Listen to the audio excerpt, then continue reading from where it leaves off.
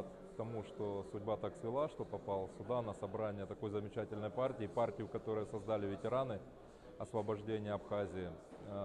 Почтенные люди, посидел с ними, пообщался, очень приятная такая компания, очень душевные люди, ну и страна души, естественно. Вот. Сейчас сам с СВО только что, поэтому для меня большая честь было присутствовать на данном мероприятии.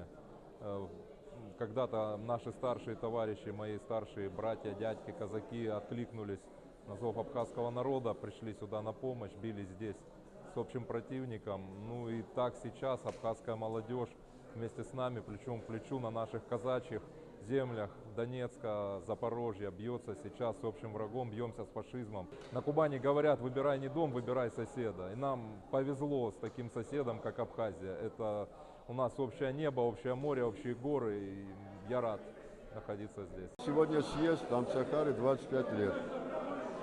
Я делегирован общественной организации Союза абхазских добровольцев от Адыгеи. Приехал поздравить наших братьев, соратников по войне, во-первых. Вот, во-вторых, сегодня в мирной жизни тоже мы общаемся, встречаемся, вот, не теряем связи.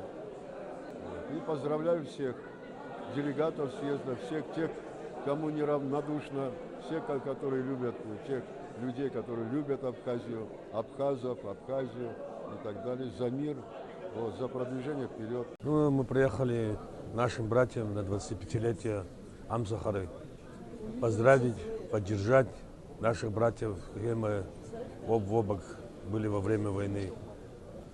Хотим в первую очередь поблагодарить народ Абхазии, что не забывает нас, добровольцев. Мы совместные проводим соревнования разные. Вообще поддерживает нас правительство Республики Абхазия и Кабардино-Балкарии. И вообще живем дружно и хотим поблагодарить президента Республики Абхазия, который все, что может делать для добровольцев, всех добровольцев Юга России.